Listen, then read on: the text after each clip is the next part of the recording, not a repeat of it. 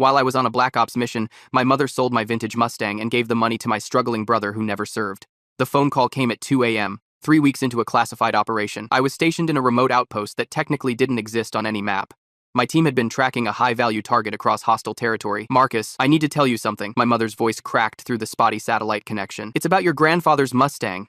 My stomach dropped. That 1,967 Mustang Fastback was my most prized possession. I'd spent 2 years restoring it with my grandfather before he passed. "I sold it," she blurted out. "Your brother Devin needed help." I gripped the phone tighter. The car was worth far more than just money to me. Every weekend for 2 years, Grandpa and I had worked on that car in his Detroit garage. "He's 3 months behind on rent," she continued. "They were going to evict him and the kids. He couldn't even keep the lights on." I remained silent. Devin had never served a day in his life. He'd always found ways to get others to solve his problems. "I got $35,000 for it," my mother said. "I know how much you loved that car, but family comes first. Devin has children to feed." I had spent over $15,000 of my own money on parts alone. The emotional value was incalculable. My grandfather had taught me everything about cars while working on that Mustang. "Did you even try to call me first?" I finally asked. My voice was dangerously calm. "There wasn't time," she insisted. "The eviction was scheduled for next week. The buyer wanted an answer right away." I knew she was lying. Satellite phones were difficult, but not impossible. She hadn't tried to reach me because she knew what my answer would be.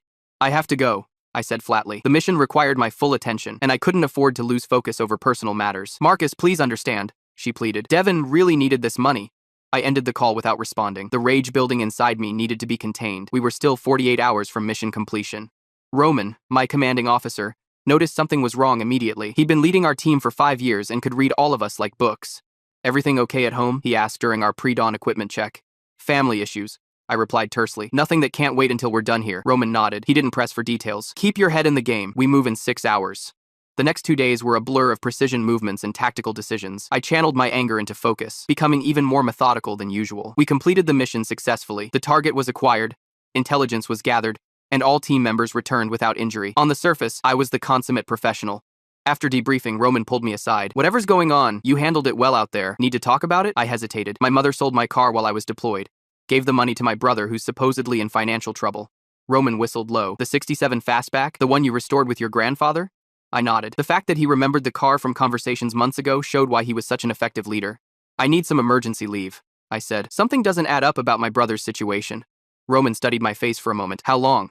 2 weeks should be enough to sort this out," I replied. He nodded and clapped my shoulder. "Consider it approved. The team can handle the next phase without you."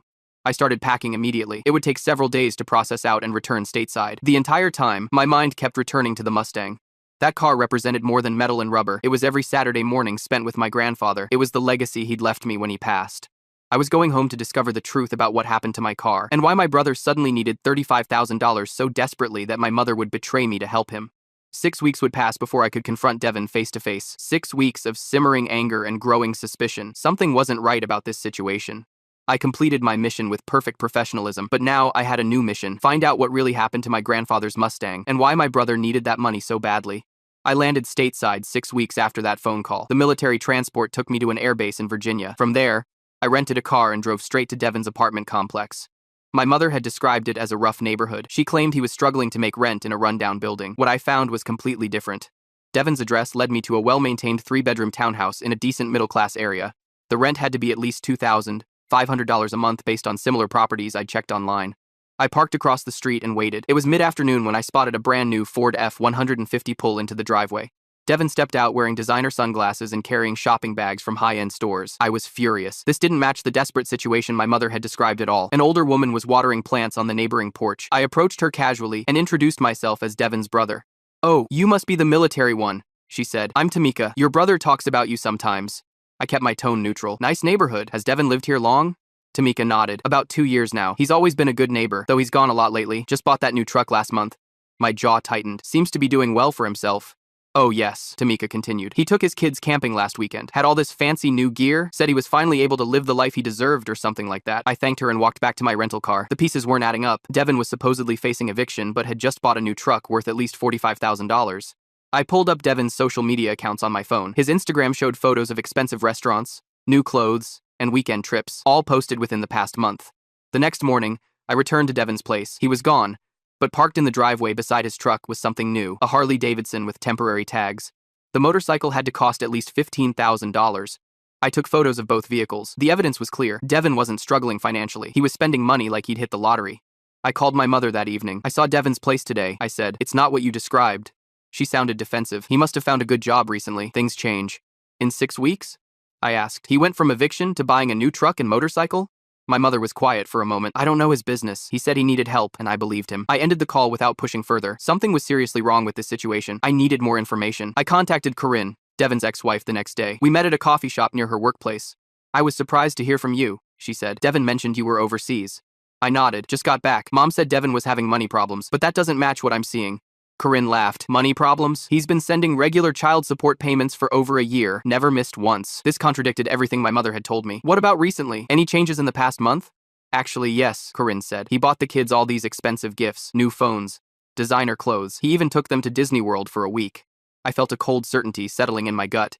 "When exactly did this spending spree start?" "About 5 weeks ago," she replied, "right after he called to tell me about some big opportunity that came through." 5 weeks ago?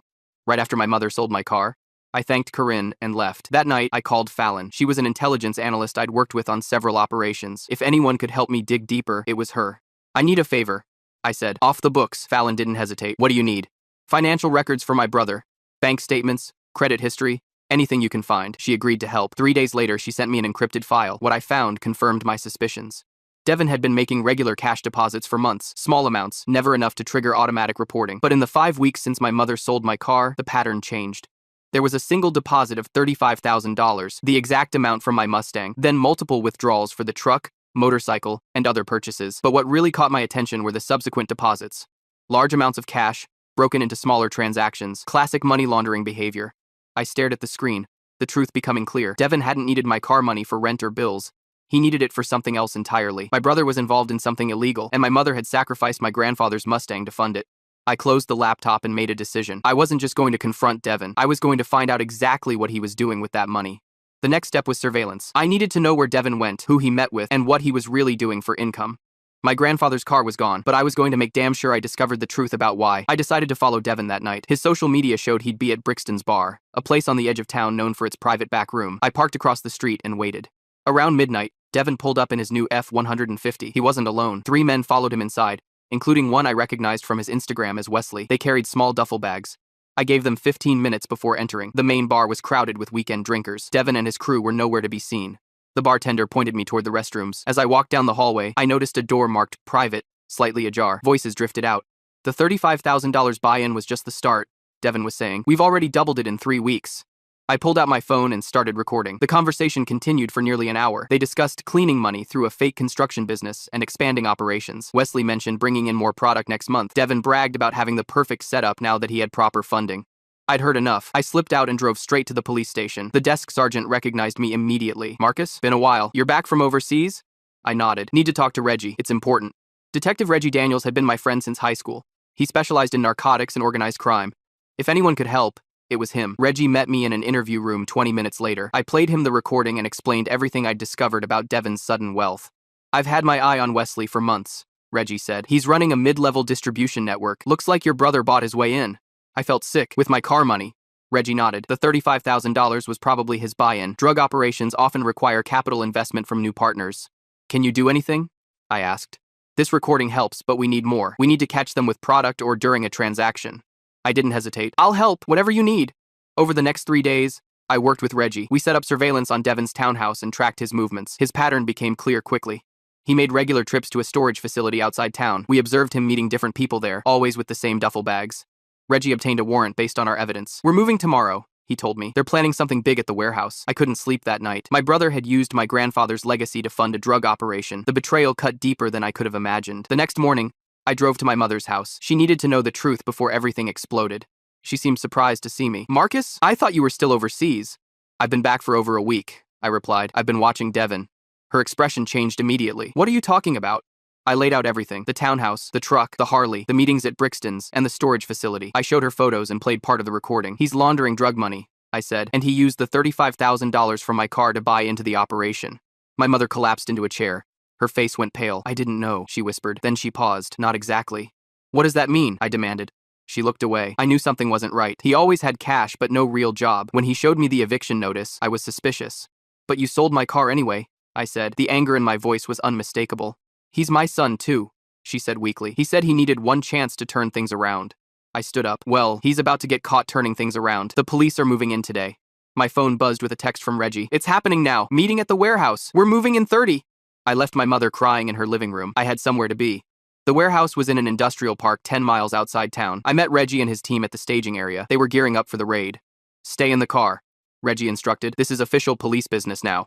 I watched from a distance as the police team surrounded the warehouse. Through binoculars, I could see Devin's truck parked outside along with several other vehicles. The raid happened fast. Police stormed the building from all sides. Within minutes, they were leading people out in handcuffs. Devin was among them, looking shocked and terrified. Reggie came to my car afterward. We got them. Nearly $200,000 in cash, plus product. Your brother was right in the middle of it all.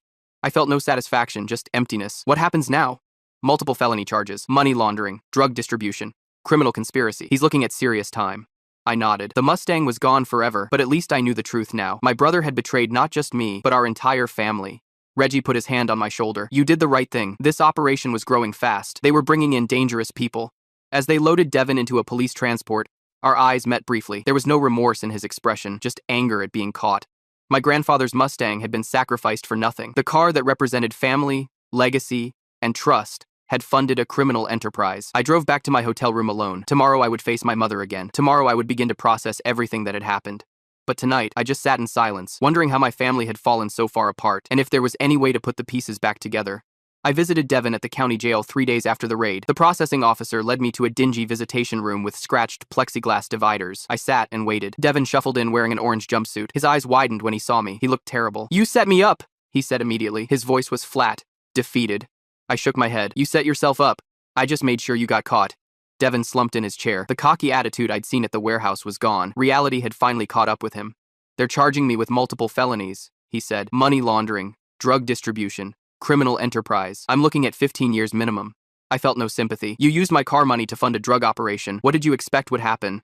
Devin stared at the table between us. It wasn't supposed to be like this. I was just trying to get ahead. By selling drugs? I asked. He looked up. It started with gambling. I got in deep with some dangerous people. Owed nearly $20,000 I couldn't pay back. This was new information. So you convinced Mom to sell my car to save your ass. I needed the $35,000 to pay off my debt and buy into Wesley's operation.